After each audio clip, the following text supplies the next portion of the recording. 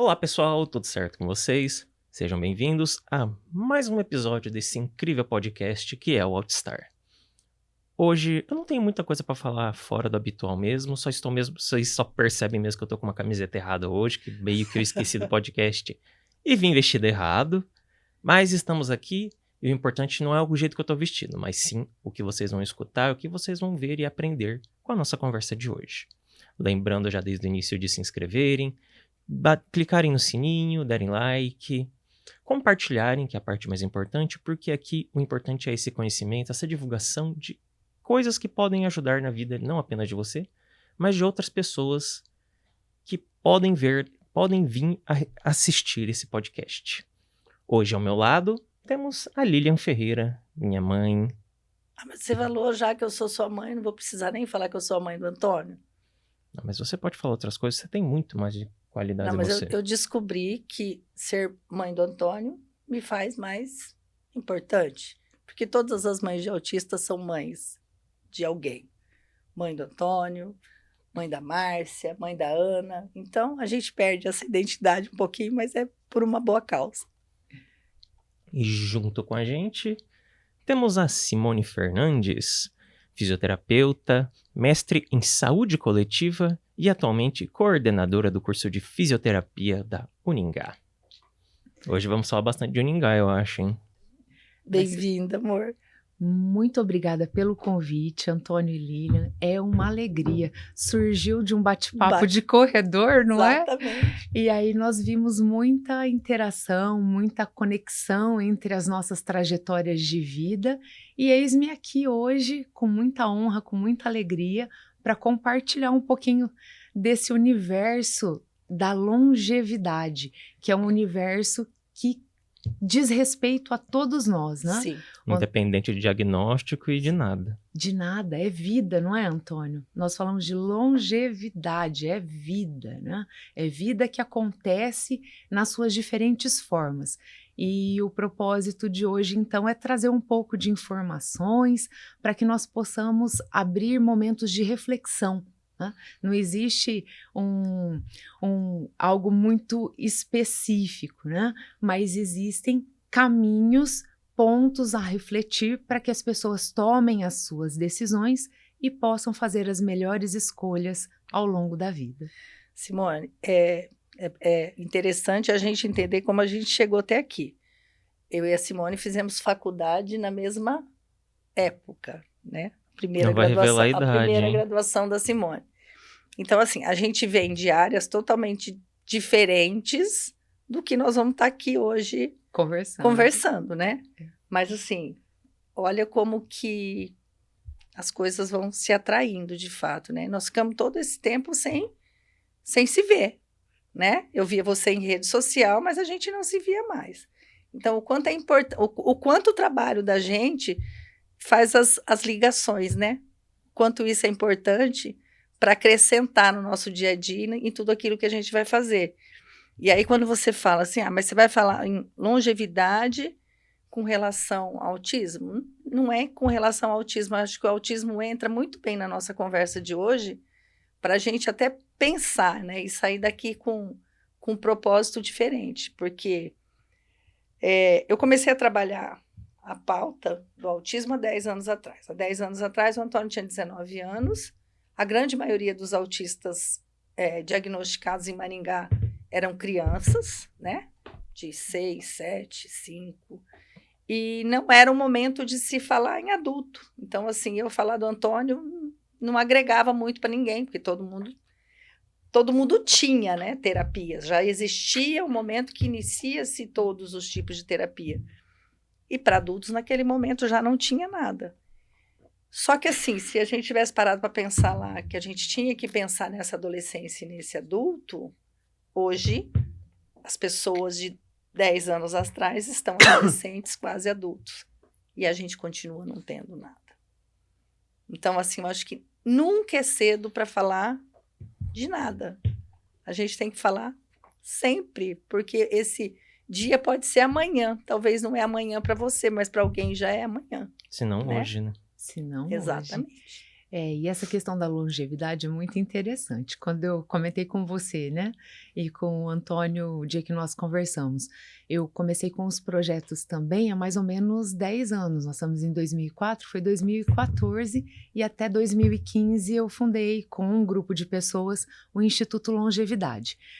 Em 2014 eu fiz 10 anos de docência, que eu trabalhava com a disciplina de saúde do idoso. Então eu trabalhava com os alunos, discutia, aquele era meu universo. E eu sempre tive uma relação muito boa com vó e com vô. Meu avô faleceu em 2013 e a minha avó faleceu agora 2 anos atrás. Então a gente conviveu com eles com muito, né? Eles foram bem longevos. E isso me inspirava, só que eu percebia que essa conversa ficava muito restrita à minha família e restrita ao meu ambiente de trabalho. E que quando eu conversava com as pessoas, elas, se falasse coisas de envelhecimento, ou tinham coisas que quando você trabalha com algo, e você ama aquilo que você faz, o trabalho vira arte. E aí você extrapola através de reflexões, através de mergulhar mesmo e entender esse universo para cada vez mais poder resolver.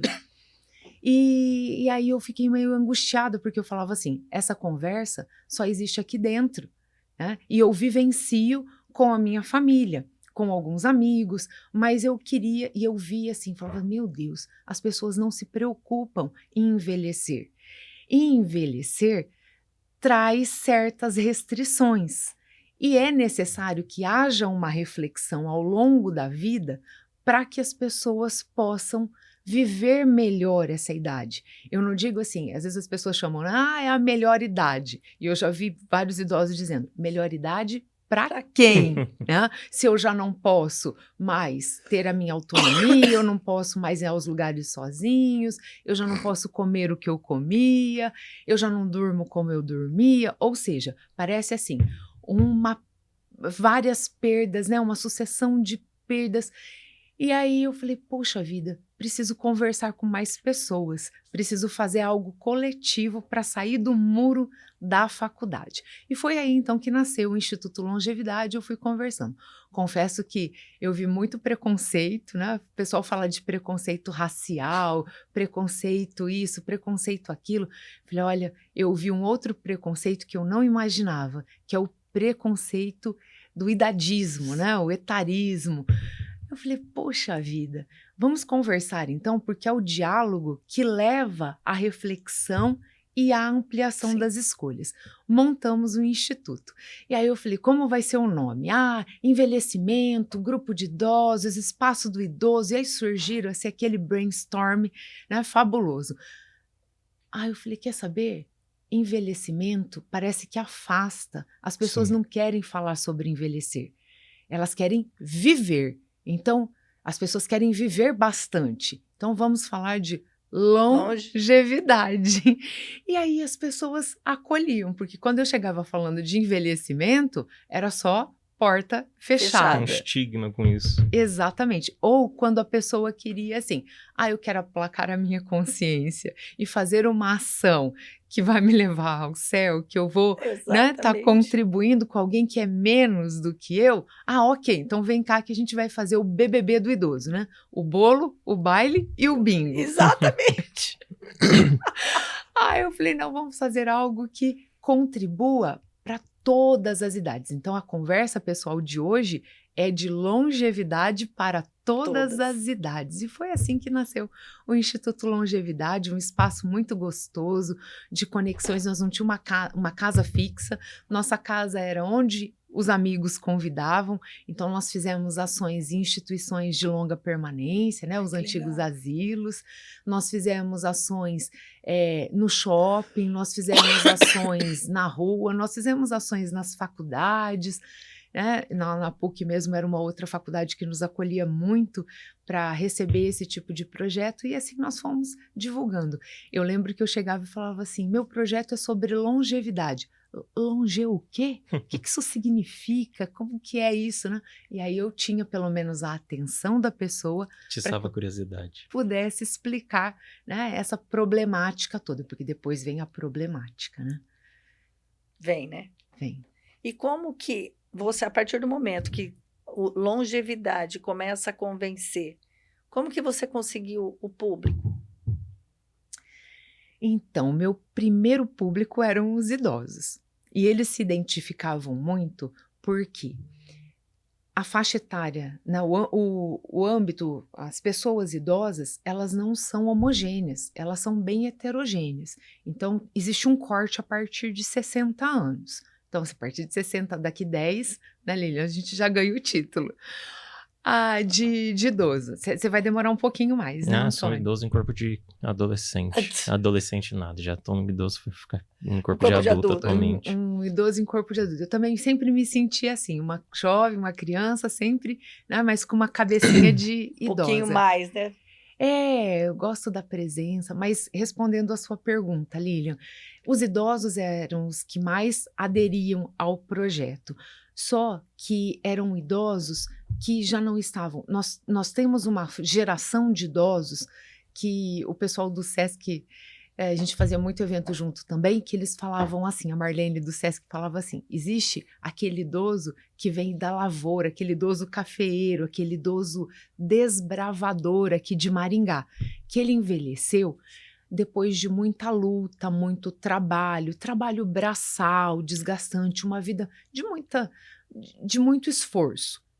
Então, aquele idoso, quando chegou no momento do envelhecimento, que ele aposentou-se, ele queria diversão, ele queria distração, ele queria momentos de lazer, além da religiosidade, da vida em família, mas quando ele buscava algo mais, era esse momento de convívio E lazer. Quando, em 2014, eu comecei com essas propostas, eu já vi um outro idoso. Eu já peguei um idoso e a minha proposta era para somar com o que já tinha no mercado, Sim. que era o que o SESC servia. Nós fomos parceiros, assim, de mãos dadas desde o início. Todos os eventos que o Instituto fazia, o SESC também estava junto. E aí nós vínhamos somar, porque daí eu já entrava com uma proposta de eu sou idoso, eu tenho limitações, mas eu sei que se eu tiver alguns cuidados, eu tenho uma projeção de muito mais tempo de vida. Então, essas pessoas, elas não queriam só o lazer e o entretenimento, elas queriam também o conhecimento.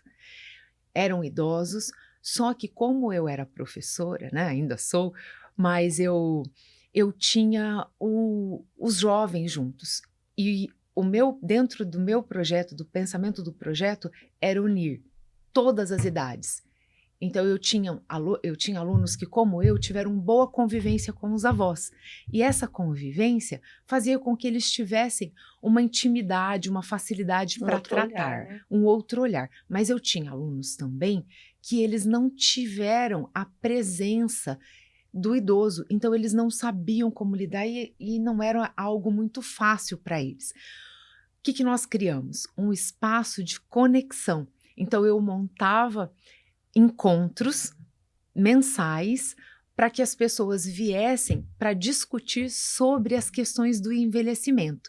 Então o meu convite nas redes era assim: olha, se você tem uma ideia, se você vê um problema, se você quer contribuir com algo para a longevidade, ou se ainda você não sabe o que é longevidade e quer saber mais sobre esse assunto, venha nos encontrar no dia tal, eram todas as terças-feiras, das 7 às 9, lá, e a PUC abriu esse espaço, né? Ele fornecia esse espaço, era um lugar central, né? Eu já trabalhava aqui na Uningá, mas a Uningá também sempre teve de portas abertas, no entanto... Era mais longe. Não era acessível, então, porque o terminal era ali do lado, né? Então, tudo facilitava.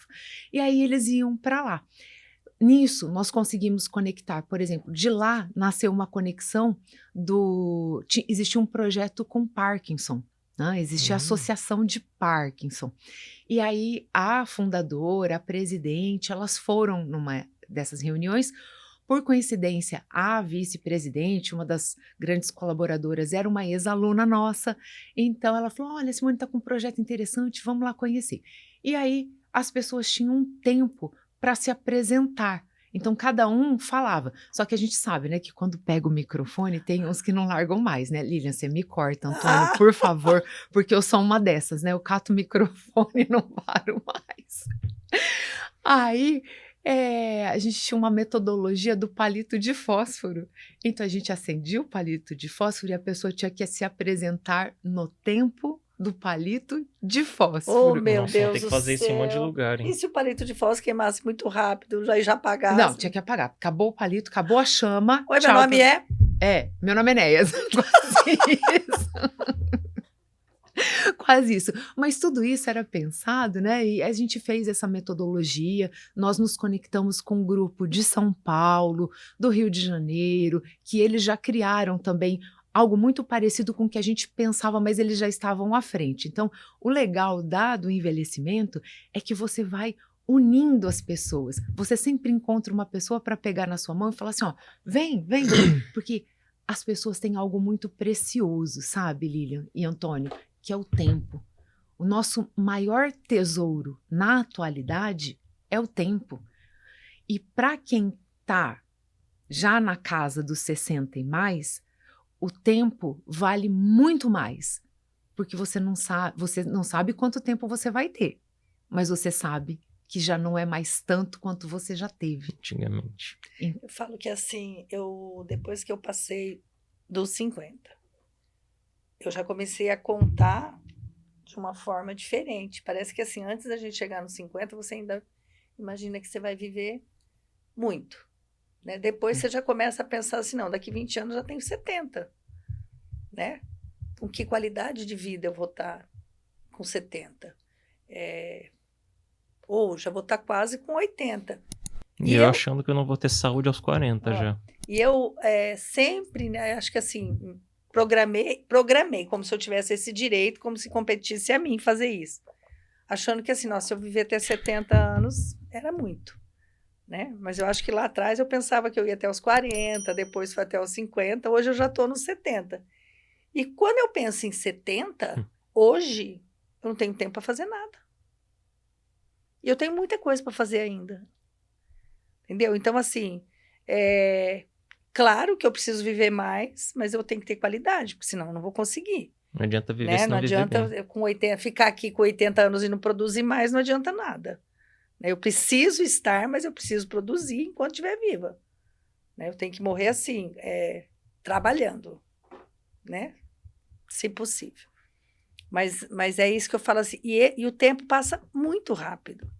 Talvez assim, quando a gente era mais nova, a gente não conseguia ter a percepção desse tempo, né? Porque o tempo continua sendo a mesma coisa, mas hoje é muito rápido. Você não tem tempo para fazer nada. Você se programa, né? E a gente se programa com horários e você vê o que não é suficiente.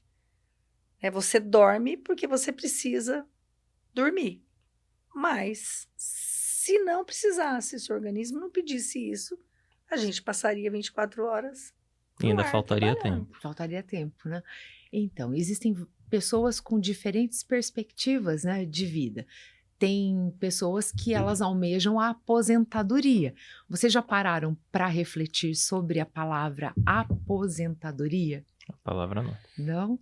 A aposentadoria, ela remete a aposento, né? Então, é aquele momento da vida que você vai se retirar do trabalho, daquelas suas atividades e vai entrar para um outro estilo de vida recolhido. Então, você sai da área de convivência e vem para o aposento, né? O quarto, o recolhimento. Algumas pessoas almejam isso e tá tudo bem também. Outras pessoas não almejam aposentar-se da vida. Então, lá em 2014, a gente também refletia muito sobre a reinvenção do trabalho, né? A reinvenção da segunda metade da vida. Né? 50 anos é um marco, né? Eu tô próxima, sábado eu completo 50. Eu já sou da geração que nem vai conseguir aposentar, né? Nem querendo a gente consegue mais. Isso, essa questão do benefício, né? Do dinheiro, da relação com o governo. Eu acho que assim, o aposentar também está muito relacionado com a questão financeira, né? Muito relacionado. É uma preocupação, porque, vejam só, na época que você já trabalhou 25, né? Antigamente eram 20, 25 anos professores, né? Hoje em dia aumentou a quantidade de tempo, 30 anos. É uma fase que acontecem muitas mudanças em nossa vida.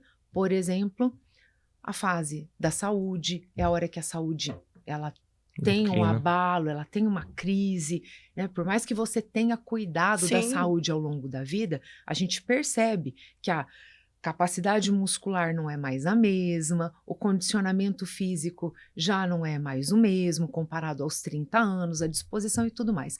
E à medida que você envelhece, é uma grande preocupação de como eu vou me sustentar, porque envelhecer custa caro. Envelhecer não custa barato.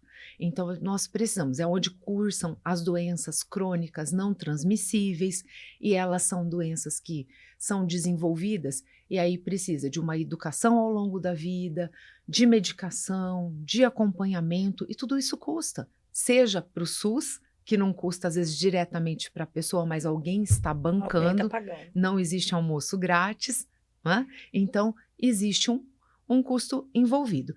E também é um momento que a pessoa se encontra em algumas transições.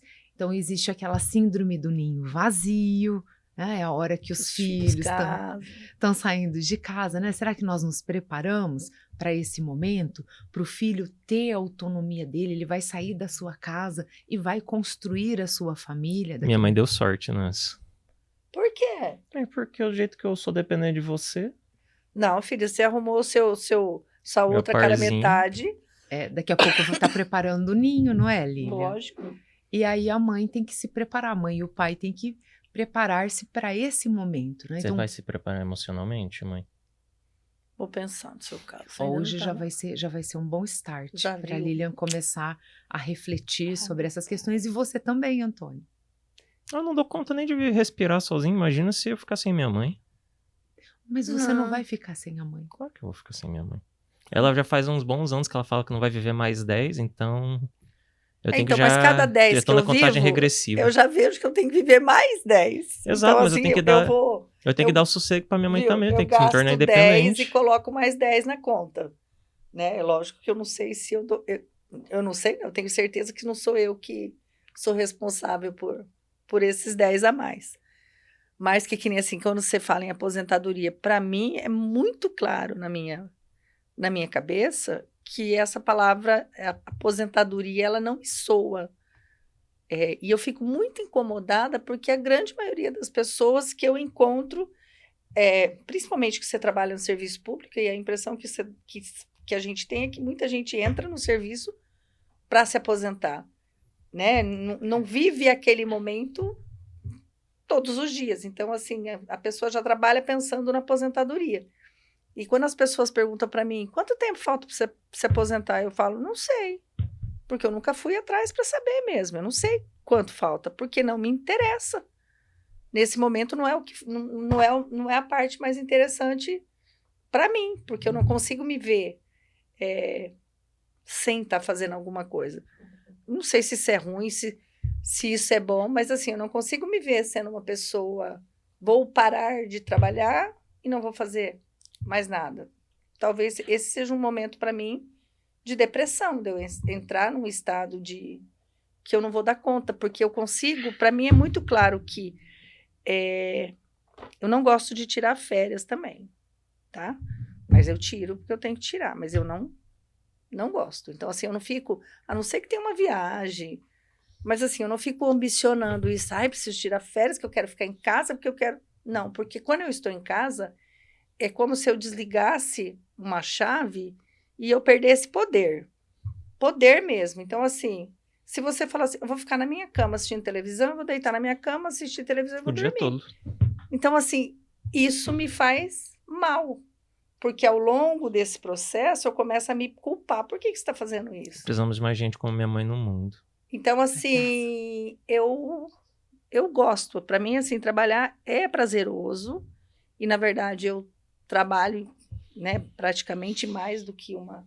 Eu tenho, né, um monte de coisa para fazer Projetos. fora de trabalho. Então, assim, eu não consigo me ver sem tudo isso que eu tenho. Acho que na hora que chegar isso, nossa, ninguém precisa de mim, vou falar, Sempre vou precisar de você, né? mãe, se preocupa Então não. aí vai ser um... Eu vou te dar trabalho pro resto da vida, se preocupa não. Não, para. Não se comprometa com isso só para me manter viva. Você é um dos meus projetos. E Não, você pode ter os seus também. Eu falo assim, você é o maior projeto, mas assim, eu falo que eu trabalho o projeto Antônio para que esse projeto seja Antônio mesmo. Quem vai cuidar desse projeto é ele. Eu falo assim que tudo aquilo que eu direciono, tipo assim, eu podia ser uma mãe ativista trabalhando a causa sozinha, sem o Antônio fazer parte. Mas para mim é importante que ele faça parte para que no momento que eu não esteja aqui, ele continue fazendo isso. Né? Eu acho que assim, é muito importante hoje relacionar o Antônio ao trabalho, porque eu sempre falo que a gente fala muito em rótulo, que eu não gosto de... Essa questão do autismo tem muito rótulo e as pessoas gostam dos rótulos. E eu não gosto, porque acho que assim, o Antônio está numa idade que eu tenho que tirar. Né? Para ser aceito, você tem que ir limpo. Né? Os rótulos, eles vão, tipo assim, te desvalorizando. Se você tem isso aqui, é menos isso, menos isso. Então, assim, precisamos tirar isso. Mas eu preciso que ele esteja junto nesse processo. Ele precisa fazer parte, porque vai ser ele lá na frente. Aí eu falo assim, que o Antônio é advogado, mas ele é autista. Ele sempre vai ser autista. A vida inteira, desde que ele nasceu, ele é autista. Então, ele não era advogado desde que ele nasceu. Então, as pessoas sempre vão olhar para o Antônio sendo autista. O advogado sempre vai ser aquela... mas o Antônio fez direito. Vai servir para essa fala. Tipo assim, ele é autista, mas ele conseguiu fazer a faculdade. Então, assim, é muito triste isso. Porque eu acho que a graduação, a formação dele teria que vir na frente, mas sempre vai vir. Só que o fato dele fazer o que ele faz hoje, me acompanhar nesse processo de ativismo, faz com que o autismo dê uma certa... Fique de lado para as outras coisas se destacarem. E mãe, eu vou falar um pouquinho qualquer coisa para você poder tossir em paz. Querendo ou não, toda aquela questão que eu tenho que abrir minhas próprias asas também. E minha mãe tenta me ajudar com isso, no sentido de fazer parte desses trabalhos, não ficar só no meu ócio, ficar na minha zona de conforto e só aproveitar os louros de um trabalho de outra pessoa. Querendo ou não, uma hora vai ser eu que vou ter que estar trabalhando, nem que seja só por conta própria, para ajudar os pais também, independente da razão que seja. É aquela questão, os pais não vivem para sempre também, né? E eu também vou envelhecer e vou precisar saber me cuidar, porque não vai ficar mais fácil me cuidar ao longo do tempo, só vai ficar mais difícil. Mas é vida. Vocês estão fazendo um trabalho maravilhoso, que tem um impacto assim que não pode nem ser medido. É de colocar a vida acontecendo, com todas as suas angústias, com todas as suas conquistas, né? Ajudando o Antônio a ter protagonismo, não é, Lília? E o que abre as portas para ele hoje, tipo assim, o Antônio está fazendo mestrado, o Antônio está trabalhando, mas...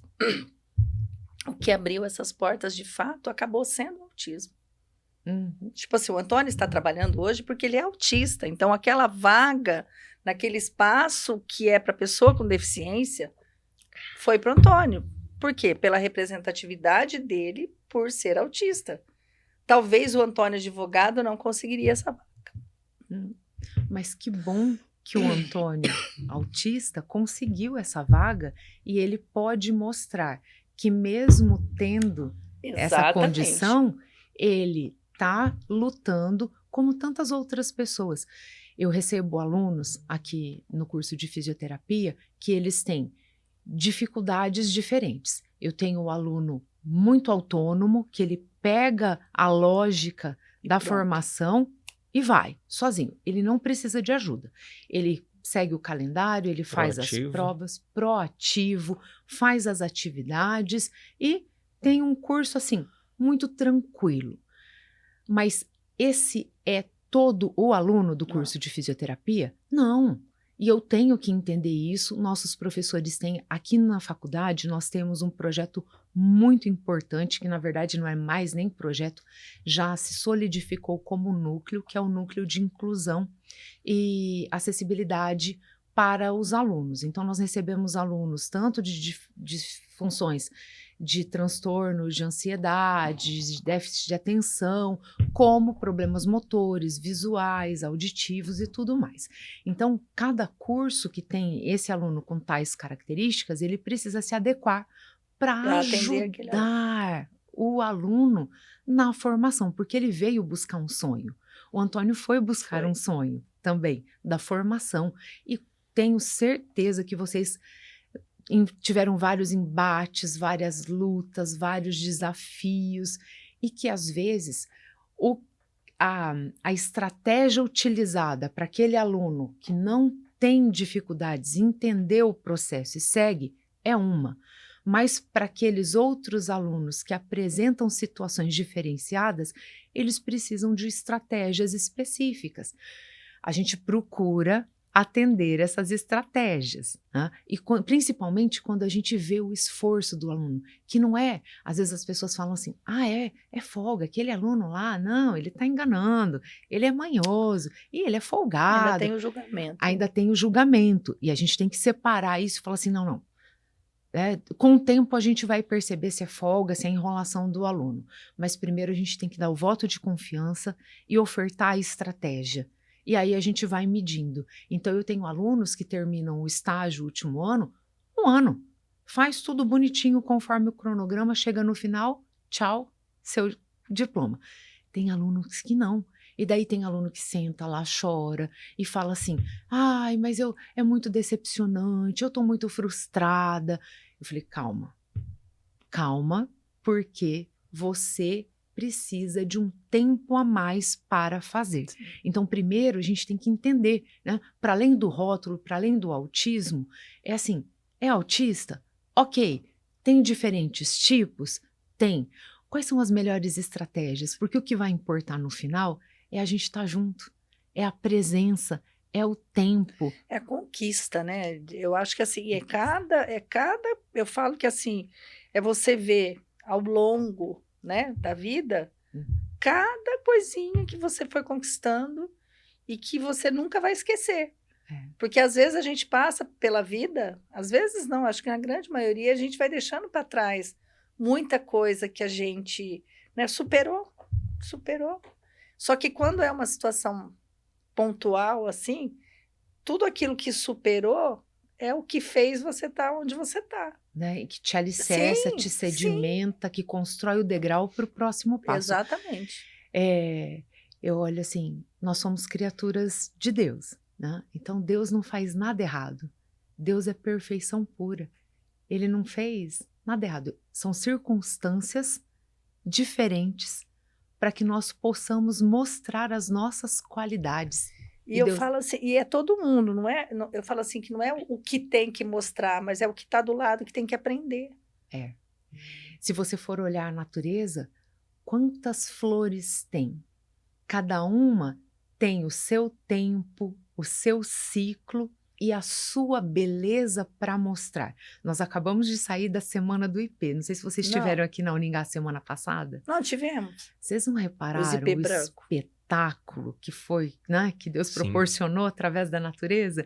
Aquilo é uma magia pura. E eu falei assim, e aí teve um dia que eu parei para fotografar, porque eu pensei assim, se eu não parar, mas eu tô com corrido, não, eu vou parar agora. Se eu não parar, não vou ver, depois não vai estar mais aí. Exatamente. Amanhã não tem mais. Então eu tenho hoje a oportunidade de estar aqui, de nós estarmos juntos aqui conversando para refletir sobre a vida.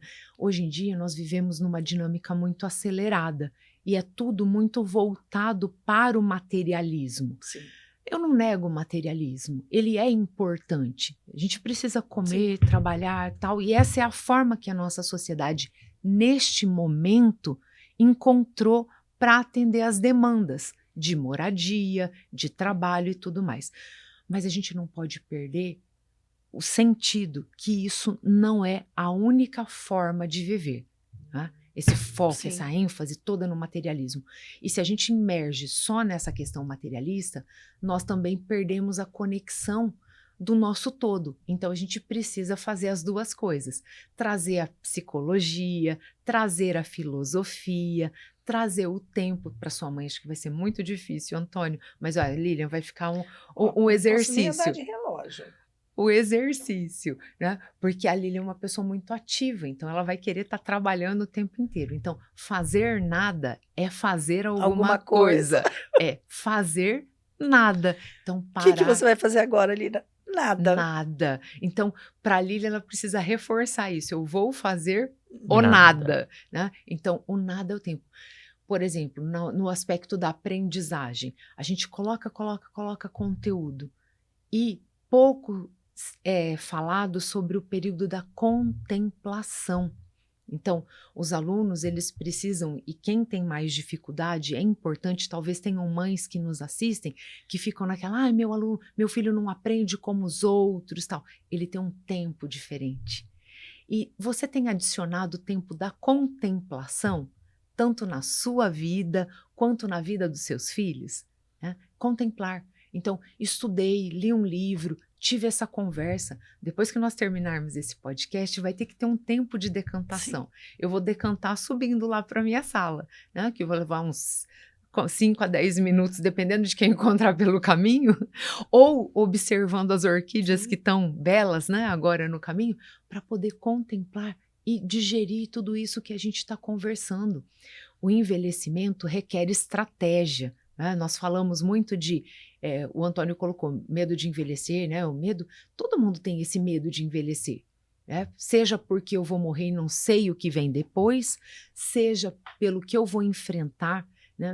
Nós enfrentamos perdas. Será que eu vou ter a mãe? Por quanto tempo eu vou ter a mãe, não é, Antônio?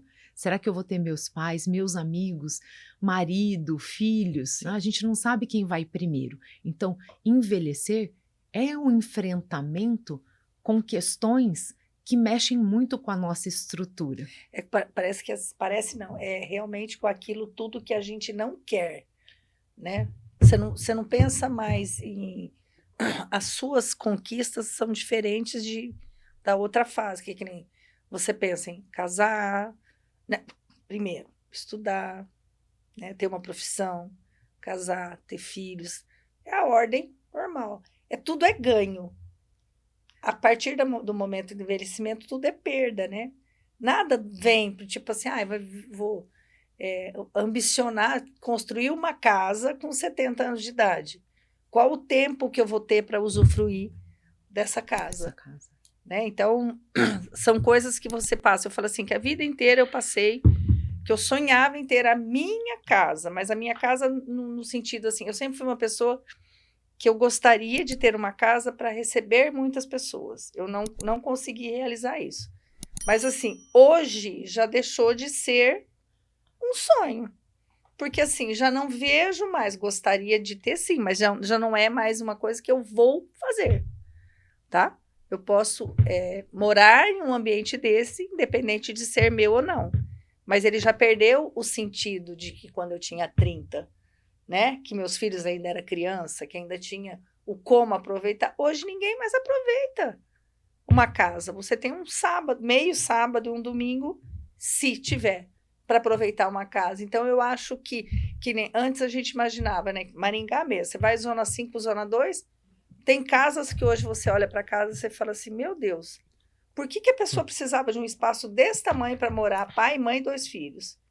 Né? Aquelas casas gigantescas. Eu não posso falar nada que eu ia querer uma casa dessa ainda. Então, assim, hoje você vê que tudo está sendo muito mais compacto, né? E eu acho que essa forma de ser compacto te coloca mais perto das pessoas.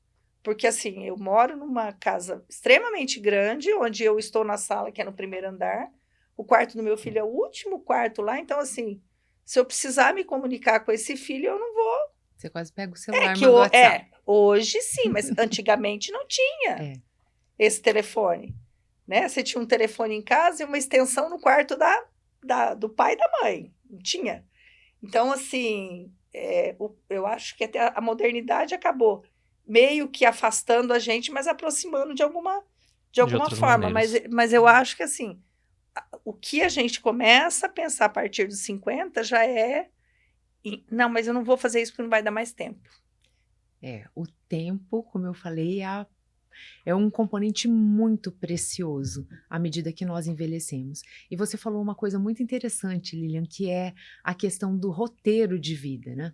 Então, dependendo das fases que estamos, nós fazemos projeções, planos, sonhos, roteiros. E alinhar, avaliar esses planos, esses roteiros e realinhar faz parte da vida também. E nós não devemos ficar frustrados por isso. E entender, eu queria ter uma família grande, não deu. Ok, então eu não vou ser frustrado. Não, beleza, essa é a minha condição hoje, Sim. então como é que eu posso viver feliz daqui para Pra frente? E realinhar.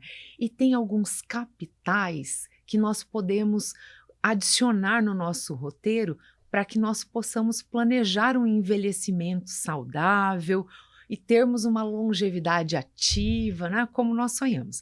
Então, existem alguns indicadores, como, por exemplo, saúde. Né? É importante, ninguém quer envelhecer doente, embora envelhecimento regra. não... mas envelhecimento, Antônio, não é doença. Não é doença. Sim. Porque nós temos pessoas que envelhecem sem tomar medicamento, envelhece só com as dificuldades. Então, por exemplo, rugas não é doença, mas é uma alteração do processo De envelhecimento. de envelhecimento. Né? Diminuição da massa muscular não é doença, só que ela é um processo, né? Algo que acontece durante o processo que pode acarretar problemas. Então, um dos indicadores é a saúde. Diferenciando, um diabetes é uma doença, uma hipertensão é uma doença, e se cursa com o processo de envelhecimento, abrevia a vida. Uma pessoa com diabetes vai ter a tendência a falecer antes de uma pessoa que não tem. Então, nós temos que acumular esses capitais, e a saúde é um.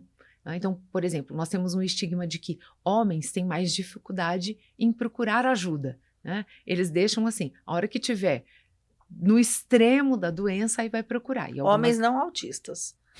Homens de uma maneira geral. Minha mãe fala isso por minha causa. Sem querer ser sexista. Não, ela fala isso por minha causa, não quer? Porque eu sou aquela pessoa que, primeiro sinalzinho de qualquer problema, já já imagino as piores das situações, e ao ponto que meus pais nem levam mais a sério que eu quando eu tô preocupado com a minha saúde. Quando é sério, Você já... é cuidadoso com a sua saúde, é isso? Eu não vou dizer cuidadoso, eu sinto dor muito fácil, eu acho. Eu acho que assim, potencializa, né? Então... Umas horas eu tô sofrendo muito, a queixa é maior. Ele procura, mas é um cuidado. Sim. Né? Não falo que é cuidado, porque também se fosse cuidado, não dependia deles, e aí eu por conta própria atrás dos médicos, né? Mas eu ainda não consegui desenvolver essa autonomia em mim, então eu dependo deles. Mas eu acho que assim, é uma característica dele não, é uma característica do pelo menos do aqueles com autismo, hipersensibilidade, né? A né? hipersensibilidade. Então, assim, ele poderia ser uma pessoa que não sentiria dor, que estaria se machucando e não estaria sentindo dor, como ele pode ser uma pessoa que sente a dor de uma forma diferente da nossa. Então, assim, o que uma dorzinha de cabeça em mim, você fala assim, não, daqui a pouco passa, para ele pode ser, eu tô tendo um AVC. Entendeu? Que nem assim, ontem eu falei para ele que eu tava com dor de cabeça, que fazia muito tempo que eu não tinha dor de cabeça. Aí eu peguei e falei assim, não é mais comum. Antigamente, quando eu era mais nova, eu tinha enxaqueca. Falei assim, não é comum eu ter dor de cabeça. Então, aí ele falou assim, mãe, vai ter que ver, vai que é um AVC. Entendeu? Então, assim, aquilo que você já teve a dor, não achou normal, mas você sabe que é um remédio que você vai tomar que vai passar, ou ela vai passar de qualquer forma, a gente toma um remédio para antecipar, né? Pra sentir dor menos tempo. Mas vai passar. Para ele, não. Ele falou, não, mas você já foi no médico? Eu falei, tive dor de cabeça de manhã. Ele falou, você já foi no médico? Eu falei, calma. Mãe, quando você tá com uma coisa tão fora da sua rotina, você tem que dar uma olhada. Pensando assim, mas o AVC, quando ele vem, não precisa de dor de cabeça, não. Não, sim, mas eu falo do AVC, mas pode ser qualquer outra coisa também com você, né? É um cuidado, Lilian. Minha mãe, ela tava com aquela fase de tossir demais, por causa de uns problemas de saúde, ela ficava vermelha de tanto tossir. Eu ficava... Isso, algum problema isso vai causar. Do jeito que a cabeça dela tá, daqui a pouco estoura Pode. alguma coisa ali, vai começar a sangrar pra tudo que é lado, minha mãe. É muito Tá vendo? amor e cuidado, Tá viu? vendo? É retribuição de todo o cuidado que você Que tem bom. com Ah, mas ele, tinha que né? fazer mais ainda. É, mas você vai encontrar as formas e vai fazer. Eu comecei Então, eu mesmo a marcar os médicos pra ela. aí, Agora a pessoa, pronto. agora é ele que vai me levar. Agora pronto. você que leva a mãe. Já vai treinando. E é isso mesmo, né? Chega uma hora que nós invertemos. Então, assim, eu vejo que alguns idosos, eles são bastante resistentes a ir procurar ajuda, procurar, né, o cuidado de saúde. Então, estar aberto a essa prontidão do cuidado, porque na prevenção tudo fica mais fácil. E a hora que vai... Mas você sabe o que eu acho? Que assim, é tão difícil. Eu acho que a saúde, ela tá tão difícil, o acesso, que eu acho que as pessoas elas começam a não querer para não ouvir não. Eu acho que é isso também, sabia? Que muita gente, que nem eu mesmo, tem muita coisa que... Ah, por que você não marca consulta? Não, porque não vai adiantar nada. Ah, é a fila. Entendeu? Não, eu vou descobrir, vai ter que tratar. Eu sei que passa aqui Ah, minha mãe é mesmo. azarada mesmo. É que, ela não, passa é que por nem umas assim, ó, o histórias. Antônio tá com uma virose. Começou a vomitar, não sei o quê. Mãe, você precisa me levar no médico. Eu, filho, vamos tomar, vamos reidratar, vamos fazer o que a gente pode fazer. Nem Se pra a gente tomar soro ela não conseguiu levar. perceber que a coisa vai para um caminho, aí nós vamos. Por quê? Você vai levar para um lugar de sofrimento. Você vai chegar lá, você vai ficar esperando, você vai ser maltratado, porque normalmente, infelizmente, você vai se deparar com pessoas despreparadas numa recepção. Você entra, sempre tem alguém que questiona o fato de você estar ali, que eu acho que assim, eu não consigo entender esse processo da saúde. As pessoas tinham que ser bem selecionadas para trabalhar, principalmente em porta de entrada. A porta de entrada é onde que você acha que você está morrendo. Se você for bem atendida, você já... Acho que não vou morrer agora, não. Vou esperar um pouquinho mais. Mas é isso. E eu falo que assim, as pessoas que trabalham em recepções, parece que elas têm... elas estudaram para ser aquilo ali.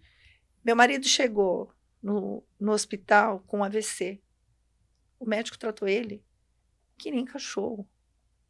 O médico não teve a percepção de ver que existia uma coisa grave ali. O médico, assim, além de tratar mal, que tratou mal mesmo, de tipo, por que você está me olhando? Meu marido falava assim, eu não estou enxergando. Você está tonto? Ele falava assim, doutor, eu estou sentindo meu corpo fraco, estou desfalecendo. Estou perguntando se você está tonto. Você sabe que é tonto? Está girando? Olha como que o médico conversava com ele. O médico acabou de se formar. E aí eu falava assim, eu sou uma pessoa que trabalha dentro de um hospital. Eu trabalho dentro do hospital, eu tenho noções. Eu não tenho estudo nenhum para falar o que é. Mas você tendo noção, você sabe, uma pessoa chega no hospital desorientada, não está enxergando. A pessoa é neurológico. Não é porque ele perdeu, não está enxergando, que é o óculos dele que não está bom, ou ele teve uma perda de visão de um dia para o outro. Então, assim, é uma questão que você tem que investigar. Aí o médico manda fazer um examinho de sangue, faz uma prescrição de Dramin, toma o Dramin, aí o outro médico vem para dar alta, eu estou fazendo um encaminhamento para o oftalmologista, meu marido estava com AVC. Então, assim, é claro que é desanimador, porque você fala assim, vou fazer o que lá no médico? É um remédio para dor que ele vai me dar? Eu vou tomar em casa. Para eu chegar lá e ter o desgaste, parece que assim, esse processo, ele te deixa mais doente, com mais dor, porque você fala assim, eu tô pedindo socorro. E parece que as pessoas não entendem se eu pedir socorro. É claro que você entende que tem muita gente que vai no médico para pegar atestado, tem muita gente que vai... Agora, assim, você não vai no médico para ser julgado. Eu estou indo lá para passar para você uma coisa que eu estou sentindo. Eu estou com dor, não sei o que fazer. Você pode me ajudar? Então, acho que a gente tem que chegar lá. Por favor, será que você podia dar atenção para minha fala? Falta, às vezes, um pouco de acolhimento. E a saúde, ela é um pouco... tem esse aspecto da saúde, né, que você vai quando está na iminência da doença, está sentindo todos os sintomas, Mas até por isso, Lilian e Antônio, é importante nós entendermos a doença como um aspecto mais amplo, né, que conta com a sua alimentação. Como é que é a sua alimentação? E é ao longo da vida. Não é só eu cuidar da alimentação no dia a dia. Né? Eu posso tomar coquinha, posso comer, né, a comida mais doce, mais engordurada, enfim. Mas a rotina e o cuidado e o que eu sei, porque nós temos organismos diferentes. Então, tem certos alimentos que favorecem um, favorecem outro, mas não terceirizar a vida, sabe, Lilian? No sentido de você começar... Deixar na mão do outro. Porque se você entrega na mão do médico e aí fica, né, só nessa rotina de medicamentos, às vezes você não vai encontrar uma equipe tão preparada para te acolher. Sim. Mas que você assuma o protagonismo da sua vida e conhecer quais são as alimentações que me favorecem, como eu devo ter uma rotina regrada, né? Quando nós estamos acima do peso, quando nós comemos uma alimentação inadequada, nossa máquina desgasta mais, ou seja, Lógico. não vai ter longevidade. Do jeito que eu tô indo, eu não vou viver mais uns 5 anos. O combustível que está entrando de você péssima qualidade. Né? Meu carro não é flex e eu não estou usando o combustível adequado. Então tem esse capital. Então são 4 capitais. Um é a saúde, né, em toda a sua amplitude, atividade física, alimentação, sono, né, uso de álcool, drogas e tudo mais. Então tudo isso é uma questão de escolha. Eu estou dizendo as escolhas que você pode fazer para que você tenha uma longevidade saudável. Depois nós temos também a segurança, né? E a segurança está atrelada à moradia e ao dinheiro. Né? Então, se eu envelhecer com uma aposentadoria ou com os investimentos que eu pude planejar ao longo da vida, ótimo. Com a herança que eu vou receber, né? Cada um tem uma história. Então, isso vai trazer a uma longevidade melhor. Além da segurança, da saúde, da segurança, eu tenho também o suporte social. Então, é importante que eu tenha laços, porque às vezes o pai, a mãe, os filhos, a família, às vezes nós vivemos muito no núcleo, família, família, família, mas eu não tenho uma comunidade, eu não tenho um apoio, uma rede. A rede, a tão famosa rede de apoio. Então, é preciso pensar na rede de apoio. E ela começa na sociedade civil. Ela começa do vizinho, dos amigos por afinidade, e aí vai. Então, que a gente invista um tempo para desenvolver esse capital e ter esse capital elevado. E o quarto é a educação ao longo da vida, que foi o item que me fez criar os projetos, porque ele é um tripé importante, né? Ele é um dos pilares, né? Não um tripé, mas um quarteto, para poder manter uma longevidade favorável. Então, é preciso educação ao longo da vida, ter informação, ter conhecimento. Nós fizemos um projeto que foi muito interessante, um projeto de planta. Os idosos gostam muito de planta, não gostam? Bom, todo mundo não precisa ser idoso para gostar de planta, né?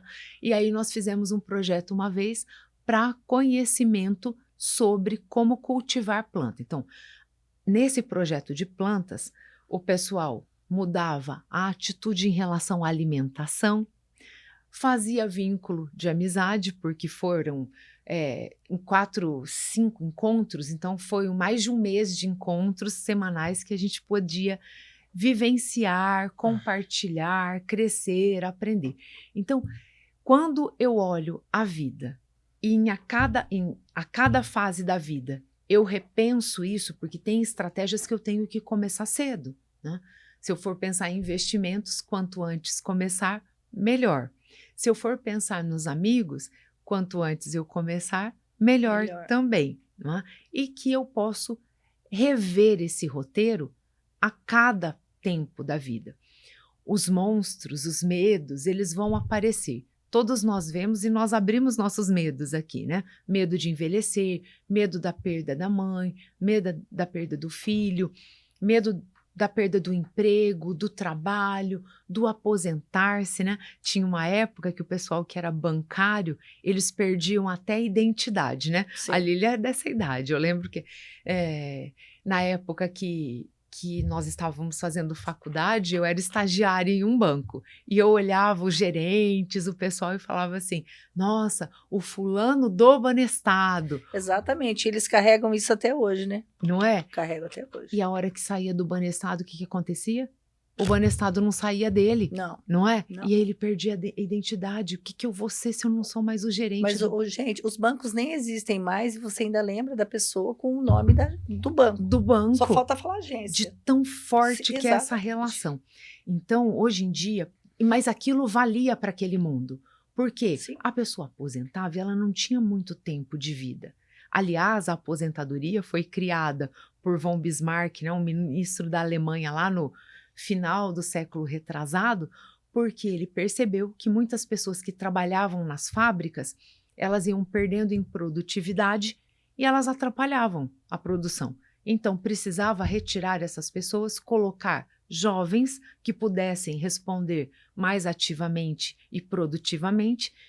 E ele sabia que essas pessoas, quando fossem tiradas do trabalho, elas iam adoecer. Elas iam adoecer, elas iam morrer. E daí ele falou assim, bom, tiro, mas não dá para tirar assim, né? Tirei, despediu.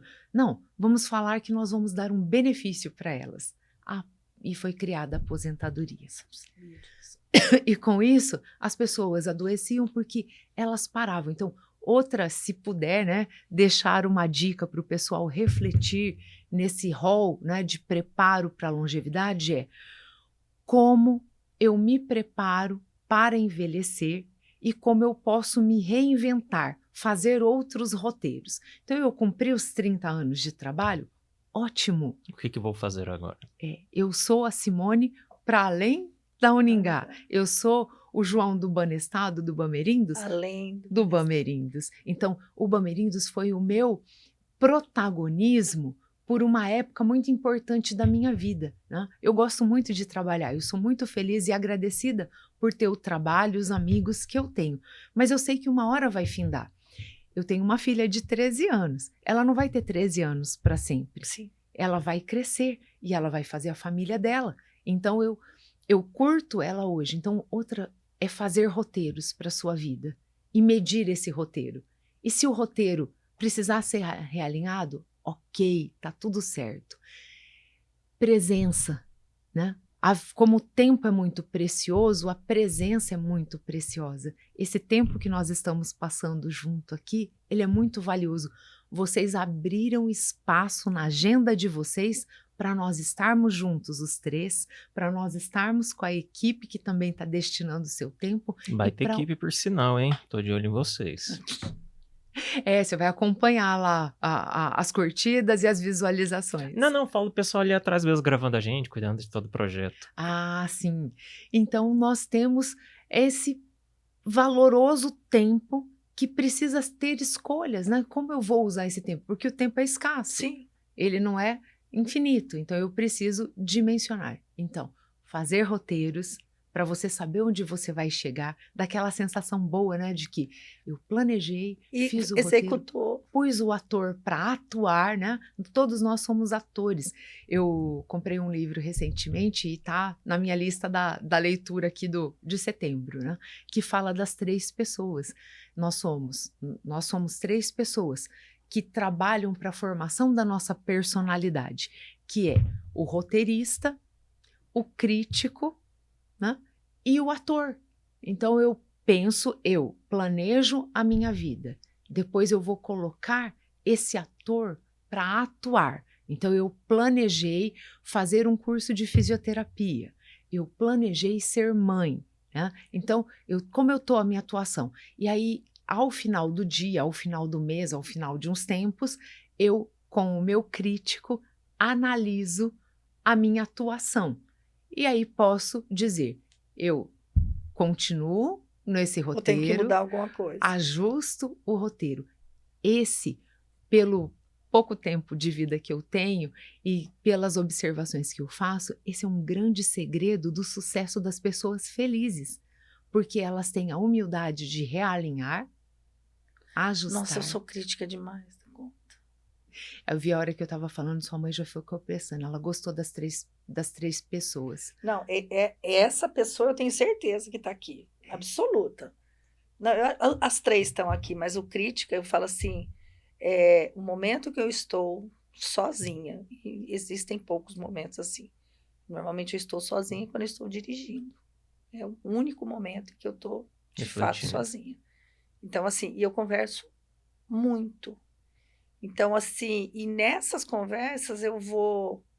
Sim, se acontecer um fato, alguma coisa, eu começo a fazer uma crítica de mim como se eu sempre estivesse me vendo do lado de fora, né? Mesmo assim, do lado de fora e falando assim, Lília, mas eu conversando comigo assim, mas você fez isso e isso, por que que a pessoa não gostou daquilo que você fez? Se você teve a maior boa intenção do mundo para fazer, daí eu começo a falar assim, eu acho que você está errada mesmo. Eu acho que você não é a pessoa que você acha que você é. Você se Síndrome de enxerga assim, impostor na minha mãe. mas as pessoas enxergam você de outra forma. Sabe aquela coisa?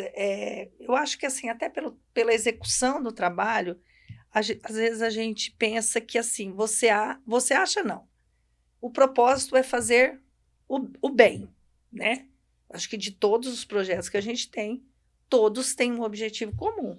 E é o bem. Quando eu crio um grupo de relacionamento de autistas, adolescentes e adultos, eu sei da dificuldade de relacionamento, estou criando um grupo para ajudar outras pessoas a se relacionar. Não posso estar criando um grupo para o mal, é para o bem. Estamos trabalhando a vida social dessas pessoas. Quando eu tenho uma população gigante, que está aumentando a cada dia de autista, e eu vou atrás de pessoas que possam contribuir financeiramente para um serviço, eu tenho que entender que eu estou fazendo bem. Aí, quando eu vejo uma crítica ruim, de isso aí não serve para nada, aí eu falo assim, nossa, peraí. Minha mãe precisa de uma psicóloga. Eu tô achando que eu sou boa demais, mas eu não sou nada disso. Porque, assim, o que eu tô fazendo tá atingindo um público e as pessoas que vêm de fora tá achando ruim. Mas, infelizmente, eu não consigo abraçar todo mundo. Que nem sábado teve uma palestra aqui em Maringá do Dr. Paulo Liberalesso. E foi assim, eu falo que foi uma realização de um sonho. Eu tenho poucos sonhos, assim, mas aquilo ali para mim foi, porque ele tem uma fala maravilhosa, extremamente, ele é um estudioso, você vê que o cara é um gênio, quando ele fala, ele tem autoridade. Um conhecimento para falar que você fica assim, né? E para mim foi um dia de glória, né, filho? Foi um sábado das 7 da manhã às 7 da noite, porque a gente chegou às 7h30, já tinha fila para entrar no Marista. Foi, assim, absurdo, mas, assim, é maravilhoso você estar lá conhecendo. E uma pessoa chegou para mim falando de eleição, e vou só fazer uma parte, mas, assim, a pessoa me questionou assim, a gente quer saber o que as pessoas têm para oferecer para os candidatos, para os autistas. Aí eu falei, o que as pessoas têm para oferecer? Eu falo, acho que a gente tem que olhar para as pessoas que já estão oferecendo, para as pessoas que estão fazendo alguma coisa. Porque você não pode deixar de valorizar quem faz. Porque a gente que faz, a gente sente essa desvalorização. É muito triste chegar numa época dessa e você vê os outros falando, vou fazer. Não, eu não quero saber o que você vai fazer. Eu quero saber o que você tem feito já. Eu tenho 10 anos de trabalho, e esses 10 anos de trabalho, para mim, assim, foram 10 anos de luta, e não foi uma luta que a gente só teve ganhos. A gente teve muito ganhos. Eu falo assim, que o fato de eu estar aqui agora, nesse momento, falar com você, é o nosso ganho maior. E quando a gente fala assim, o que nós estamos ganhando com isso? Não é o que nós estamos ganhando, é o que as pessoas ganham com isso. Para mim, é uma aula particular que eu estou tendo aqui, que eu saio daqui rica. Mas eu estou oferecendo isso para as pessoas de uma forma que não tem, está ali. É só você ter interesse de ver. Então, assim, eu preciso de mais pessoas que façam isso todos os dias. Eu não preciso de uma pessoa que apareça de 4 em 4 anos e fala assim, vou fazer. Você não vai fazer. Porque, assim, dia 7 de outubro, você deixa de existir e não vai querer fazer mais nada. E a gente precisa de pessoas que façam. Então, isso me faz ser uma pessoa crítica e me julgar. Porque daí eu consigo... A gente sempre acaba se espelhando... você se espelha para fazer no bom. Mas aí, quando vem o julgamento, você sempre pensa assim, eu acho que eu não devia fazer nada, né? Porque se o julgamento vem dessa forma, então eu acho que era melhor não fazer nada. Porque as pessoas não querem que faça. As pessoas querem que não seja feito para poder falar. Porque se você vai lá e faz, você tira o direito do outro ir lá e meter a boca, né? Tipo assim, o copo tá quebrado lá, caiu no chão, a taça caiu e quebrou. Mas a Lília passou e pegou a taça, tirou todos os caquinhos do chão para ninguém machucar. Poxa, por que a Lília tirou? Se ficasse lá, eu ia poder falar, olha, a taça tá quebrada no chão. Então, a gente precisa ter, né? Como se a vida fosse em função das coisas erradas que acontecem e você ficar... Só que não é mais fácil você ir lá Tem gente que só critica. e retirar né? E não é assim. Cada um tem uma lente, né, para Sim, olhar o mundo. exatamente. E quando a lente é muito externa, quando o julgamento está muito no externo, nós sofremos muito e não tem melhoria. O ideal é que a gente traga para dentro, né, que há a crítica, essa melhoria. Porque o que eu posso mudar? Só a mim. Sim. Eu não posso mudar o outro. É o criar, eu falo assim que você tem que criar bloqueios, né? Você tem que, na verdade, de fato, bloquear é um termo para nós hoje novo, mas eu tenho que bloquear pessoas. Você tem que bloquear acesso de qualquer pessoa que possa vir ficar blindada mesmo, porque assim aí as suas ações, você vai ter a visão, de fato vai aparecer as críticas que de fato vão servir para construir alguma coisa, e eu acho que a gente tem que ter essas críticas, mesmo que se ela vem de você ou do outro, mas ela tem que te servir para... De algum ponto, quem está olhando percebe algo, né? Com Só certeza. que a pessoa não está dentro de você para saber as reais... qual é o real motivo por você ter agido daquela Sim. forma ou não. Por isso, eu acredito muito, Lilian e Antônio, na formação da personalidade. Vocês devem ter visto pessoas que elas têm caráter, que elas têm um posicionamento, que elas criaram ao longo da vida uma robustez. No entanto, não significa porque a pessoa é idosa, né, que ela tem essas características. Nós vemos crianças, né, jovens, com personalidades muito mais robustas do que um idoso, no sentido de caráter, no sentido de atitude frente à vida, né? Eu lembro muito recentemente naquela enchente do Rio Grande do Sul, apareceu a reportagem de um menino, né? E ele relatando como é que foi a água subindo, a avó, o vô não conseguindo manter a avó se perdeu na água, depois ele contando o relato de como o vô fez para salvar a vida dele, e depois quando o vô também se desprende e ele fica. E o tom de voz dele, a maturidade com que ele ia falando, ele só uma pessoa assim, ali ele pulou de uma camada para as camadas mais elevadas, diante do sofrimento. Então, às vezes, é no sofrimento, nas lutas, é que você vai se colocar à prova e mostrar a que veio, do que fibra você é feito. E algumas pessoas que elas adotam posicionamento, não de crítica sobre si, mas de olhar sempre o copo vazio, sempre só olhar o caco jogado e ficar ali naquela rotina de reclamação, ela é uma pessoa, se a gente considerar que a personalidade fosse feita em 12 camadas, ela é uma pessoa de uma camada muito inferior, muito superficial, muito embrionária. Então, qual é o sentido da vida? É você ir desenvolvendo robustez, você desenvolvendo maturidade e você desenvolvendo um senso de fortaleza dentro de si e sendo, assim, referência para os outros.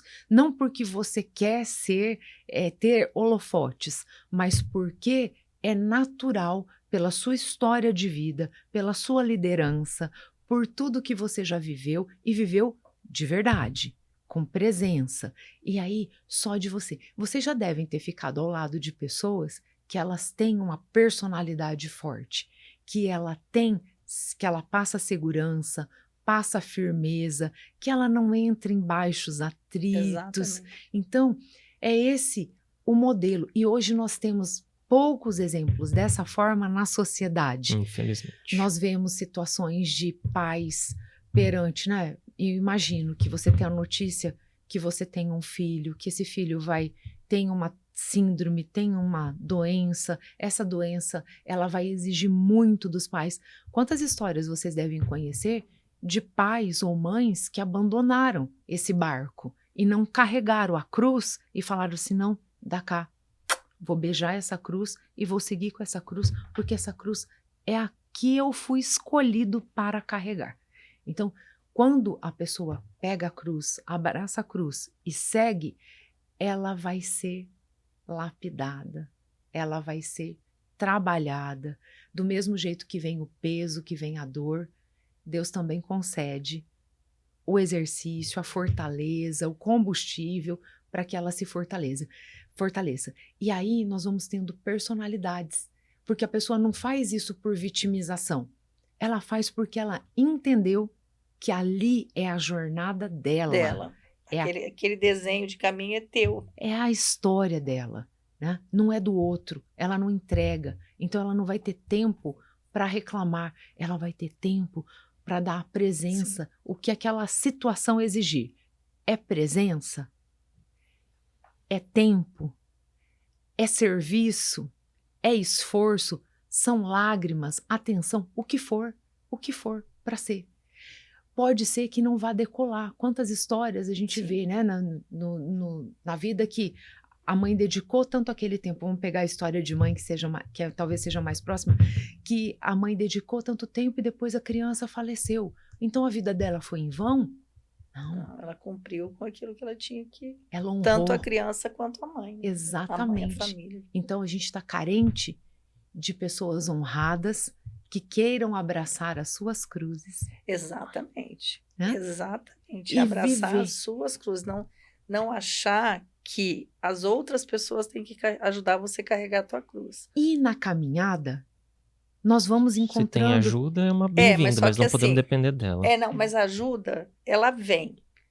Não é você buscando e exigindo que as pessoas façam isso por você. Né? É você se sentir... Eu não acho que nem... Não é se sentir frágil, mas é se sentir que a responsabilidade não é sua. Porque é sempre assim, eu sou mãe se eu tenho um filho perfeito. Então, assim, eu escolhi ser mãe e vamos à obra. Tudo vai dar certo nesse processo. Lili, desculpa te interromper, mas o que é um filho perfeito? Eu acho que para algumas mães... O oposto de mim. Você é perfeito. Antônio, tudo o que é a perfeição. Sim. Né? Porque eu tenho uma filha... Os olhos de quem está olhando. Eu tenho uma filha de 13 anos, ela é uma graça, ela é a bênção de Deus. Mas assim, até o nome dela é esse o significado. Mas ela está entrando na adolescência e eu tenho constantemente me reinventado, aprendido e olhado, e assim, com um olhar muito atento e amoroso. Às vezes eu passo dos limites, eu erro, porque eu também estou aprendendo no processo. Então, o que é a perfeição? Ela não está perfeita. A perfeição é estar pronto. Ela não está e eu também não. Né?